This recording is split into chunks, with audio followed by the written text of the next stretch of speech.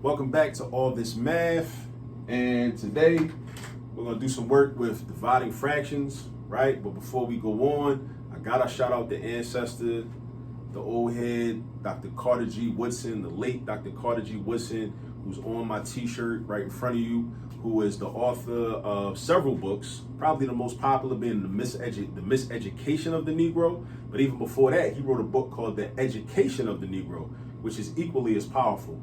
Also was the founder of Negro History Week, which later became Black History Month, which kind of has been co-opted and kind of has, been kind of treated in a way that Dr. Woodson did not intend for it to be treated, because Dr. Woodson intended for Negro History Week to essentially be like a halftime where our people who should be studying our history on a consistent, daily, regular basis, right, all year long, would just kind of stop, take a slight pause, reflect on what we had done in the past year and what we will do in the upcoming year, right? But now it kind of, based on Western historiography and other, capitalistic type of influences, Black History Month has kind of become this just time to try to cram all the, the notable Black people, into one month, the month of February, or at least the acceptable Black people, the acceptable Negroes that don't make white people uncomfortable, cram them all into one month, and let's have some superficial conversations about them people. That's what it tends to be in the mainstream. But the mainstream does not have to dictate what we do.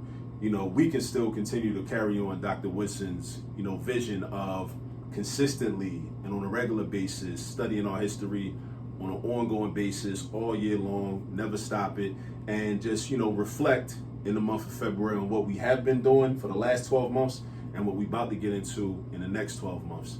So I just want to take a moment and shout out Dr. Carter G. Woodson. And if you have not read The Miseducation of the Negro, I definitely recommend it. I highly recommend that text. Actually, I need to reread it myself, but I definitely recommend that text to you. And also do some more research on the brother. Look at some of the biographical information that's available, to him. You know what I'm saying?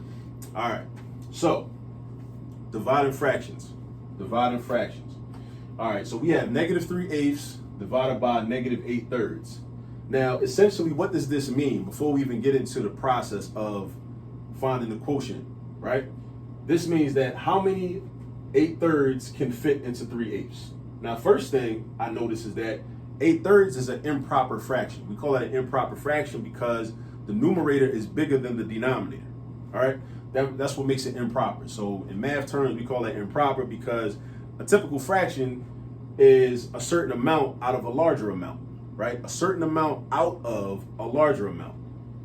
8 out of 3 don't really make no sense, right? It don't really make no sense. So we kind of represent that as what's like a mixed number. It's got a whole number part and then it's got a fractional part. But we can represent it as a fraction for now. But what this really means is like 2 2/3, right? So 2 wholes and then 2/3, or 2 entire pieces and then 2/3 of another piece.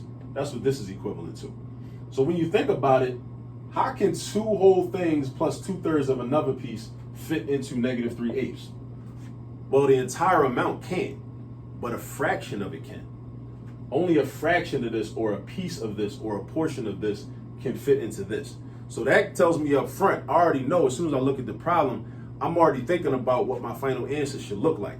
My final answer is going to be a proper fraction. It's probably going to be a small fraction too, because this is a lot and this is a little compared to this, right? And that's how I want you to start thinking about math problems. I want you to start thinking about them conceptually, right? Don't just get so caught up on, how do I do this problem? Keep, change, flip, and just, I'm done, and on to the next one. Nah, that's cool. You should know the steps, but also think conceptually about what's really happening within the problem. And I'm gonna tell you this too. If you get into the habit at a young age of thinking conceptually through problems, when you get to those standardized test questions, whether it's the ISEE exam, whether it's the PSAT exam, the SAT exam, the PSSA, or the standardized test for whatever state you live in, those questions are going to be a lot easier, because those questions are really testing you, not on a procedure, but on your understanding of the concepts. So if you start thinking about the concepts at a young age and early on now, then you'll be good by the time you get to those tests later on in your academic career. All right, so look, we're going to do keep, change, flip. All right. So that means we're going to keep the first fraction when we rewrite the problem. We're going to keep the first fraction, which is negative 3/8, right? Oh, I want that 3. All right, cool. Then we're going to change the division sign. We're going to change the division sign. The division sign is going to change into a multiplication sign. And we can use the dot. You know, a lot of people use the X, but I like to use the dot sometimes. I like to switch it up sometimes, right? Then we're going to flip the negative 8/3. We're going to flip the negative 8/3. When we flip the negative 8/3, we're essentially taking the reciprocal of negative 8/3. So the reciprocal means the 3 goes up top and the 8 goes down to the bottom. The 3 goes up top, the 8 goes down to the bottom. It's that simple. That's all that's happening when you're taking a reciprocal, or you're flipping a fraction. So now we got negative 3/8. Right? Now it's time for you to multiply. I'm going to multiply numerator times numerator and denominator times denominator. And I'm going to do it vertically, so I'm going to come down here with it. Negative 3 times, well, I'm going to deal with the negatives later because I already know, actually, basically my final answer is going to be positive. It's going to be positive because anytime we multiply negative times a negative, our product is going to be positive. Or divide a negative by a negative, our quotient is going to be positive. And that's something for you to memorize if you have not already. All right, so 3 times 3 is 9. 8 times 8, 64. Now, am I done? That's always the next question. Am I done? All right, now, I'm done. But how do I know I'm done? I'm going to tell you how I know I'm done. I know I'm done because I can't reduce this fraction or simplify this fraction anymore. And how do I know that? I know that because these two numbers do not share a number that can be multiplied into both of them except for 1. 1 is the only number that can be multiplied into both of these numbers. Now, how do I know that? I know that because I have my multiplication facts memorized. So if you're watching this video and you don't have your multiplication facts memorized from 1 times 1 all the way up, at least up to 12 times 12, do yourself a favor. I'm trying to tell you, do yourself a favor. Go memorize your multiplication facts. Practice them on a daily basis until you have them memorized, at a minimum from 1 times 1 up to 12 times 12. Whether you go to my website, allthismath.com, and you print out blank multiplication table templates, and fill them in on a daily basis. I used to do that with Asada when she was younger. I used to do that with Nassim when he was younger. That's how they got good with math and good with fluency, right? Or if you go online, go to some of these websites and play some of the multiplication games, right? We'll do both, do a combination. I'm trying to tell you, the foundation of a lot of the mathematics that a lot of people have issues with is knowing their multiplication facts. And a lot of people do not know their multiplication facts. So if you don't know your multiplication facts, do yourself a favor. Go learn your multiplication facts. Memorize them. Memorize them. It's not that difficult.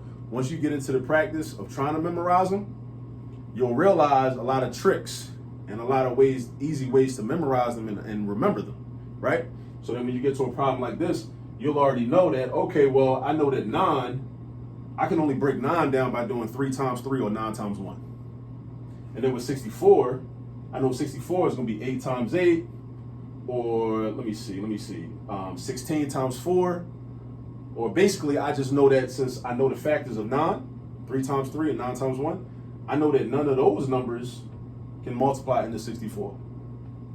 So because of that, I know that I can't simplify this any further, and that means I'm done.